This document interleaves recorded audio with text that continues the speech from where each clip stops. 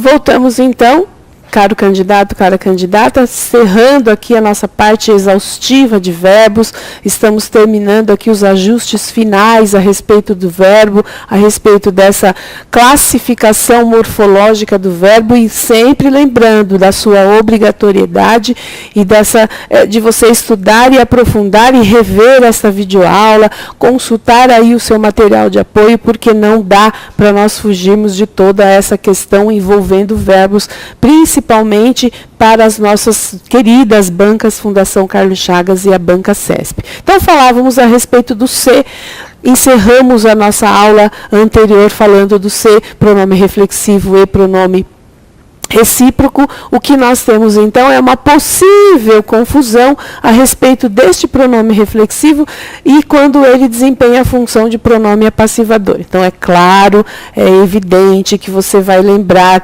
que nós só teremos o pronome apassivador quando você classificar ou denotar uma construção na voz passiva sintética, ou seja, o sujeito não pratica a ação, aquela ação praticada pelo sujeito não vai e volta para ele ou para eles.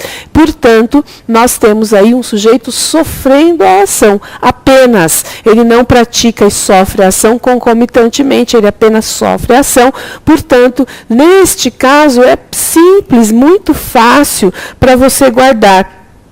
Veja, abriram-se as inscrições para o concurso. Pergunto a você, caro candidato, cara candidata, nós estamos falando sobre o que? Falamos de quê? Você vai dizer, Silvia, você está falando das inscrições. Ótimo, perfeito. Se eu estou falando das inscrições, e aí eu pergunto a você mais uma vez, qual é a ação praticada por estas inscrições? Você vai dizer, bom, Silvia, eu acho que aqui as inscrições não estão praticando a ação. Elas estão sofrendo a ação de serem abertas por alguém. E isso exatamente perfeito. Ou seja, este verbo está na voz passiva.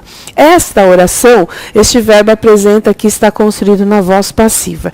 E este verbo, se nós fôssemos trabalhar com a regência desse verbo, você diria assim, olha, quem abre, abre algo. Sim, então o verbo transitivo direto, acompanhado de se, este se será sempre um pronome apassivador. Se este é um pronome apassivador, o que vem após este pronome apassivador, eu vou classificar ou vai desempenhar a função de sujeito da oração. E qual é a regra geral da concordância? O verbo deve obrigatoriamente concordar com o sujeito da oração. Abriram-se as inscrições e a Banca CESP gosta muito disso. Sem prejuízo semântico ou sintático, a expressão abriram-se as inscrições pode ser substituída sem prejuízo semânticos ou sintático por as inscrições foram abertas.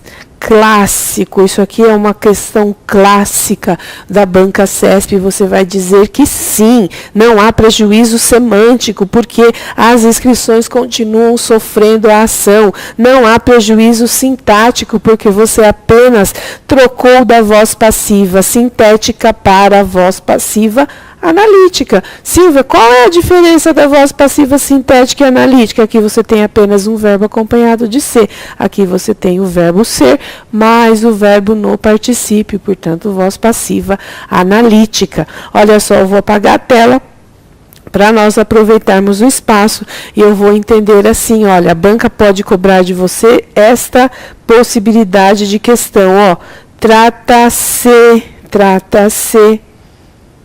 cães abandonados. Julgue o item a seguir, né? Clássico da Banca CESP. Ou eu poderia dizer assim: trata-se de cães abandonados.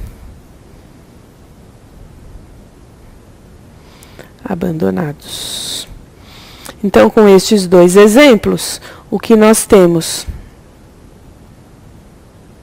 a possibilidade de uma destas frases estar escrita errada. Não é? Olha só, eu tenho o mesmo verbo, eu tenho o mesmo pronome, eu tenho a mesma construção. A única diferença que nós temos aqui é a presença dela. É dela quem? Da preposição. Por mais incrível que pareça, ou por mais impressionante que pareça, esta preposição, ela pode acarretar aí várias alterações semânticas e sintáticas dentro de um período. Então, cuidado, você observou a presença do se e você observou também a presença sucinta de uma preposição. Você já teve uma alteração de sentido e você já teve uma alteração também relacionada à sintaxe. Então, o que vamos fazer?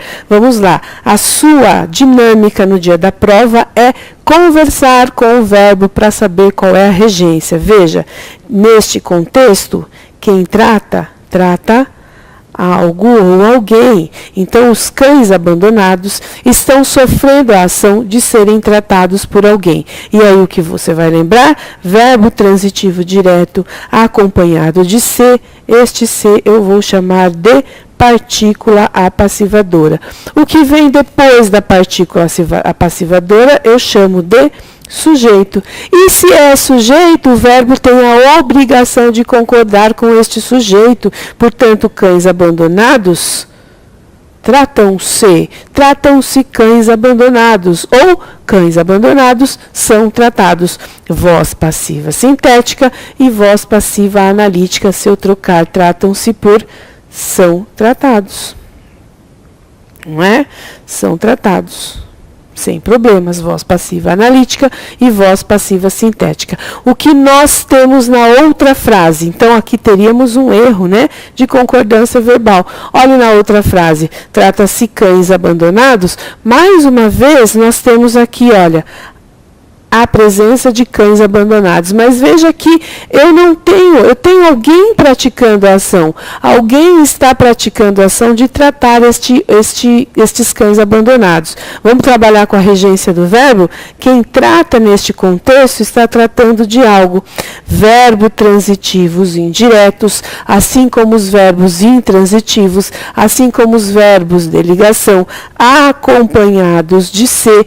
Este se será chamado de índice de indeterminação do sujeito, ou seja, alguém está praticando a ação de tratar os cães. Eu só não sei quem é. Logo, veja que eu não posso dizer que cães abandonados é o sujeito, porque o meu sujeito não se subordina à vontade da preposição. Então, eu vou dizer que eu desconheço o sujeito, é um sujeito indeterminado. O que denota a presença de um sujeito indeterminado é o índice de indeterminação do sujeito, e o que nós temos aqui? Este termo acompanhado de preposição desempenha, portanto, a função de objeto indireto da preposição, ou do verbo, ou da construção. Objeto indireto que completa de maneira indireta o sentido do verbo tratar, porque neste contexto quem trata de algo. Então, ficou claro? Se você usa um verbo transitivo direto, o que vem depois é partícula passivadora e o que vem depois é sujeito, e o verbo concorda com este sujeito. Se você tem um verbo transitivo indireto acompanhado de se, este se será chamado de índice de indeterminação do sujeito, e o que vem depois é apenas e tão somente o nosso objeto indireto. E aí, o que nós temos aqui para fechar a nossa aula é o agente não costuma vir expresso na voz passiva sintética, ou seja, quem pratica a ação na voz passiva sintética não está claramente declarado. Veja, as inscrições é o sujeito da oração, que está sofrendo a ação de ser aberto por alguém que eu não sei quem. Destruiu-se o velho prédio da escola. Veja que o velho prédio da escola está sofrendo a ação de ser destruído, mas eu não sei por quem. É verbo transitivo direto acompanhado de se. Aqui nós temos o sujeito paciente. Aqui nós temos o sujeito paciente, mas nós não temos quem é que está praticando a a ação nessa construção ou nessas duas orações, ok? Com isso, então, caro candidato, cara candidata, nós encerramos a parte de verbo. Nosso próximo encontro, nós faremos aí o arremate das construções gramaticais, né, das regras gramaticais, falaremos a respeito, portanto, da ortografia, da acentuação e da pontuação. São 3 conteúdos também bastante presentes nas suas provas e que, portanto, são bastante pertinentes e bastante sérios aí para nós trabalharmos com todas as regras e com as possíveis centenas de exceções. Eu aguardo você no próximo bloco. Até lá!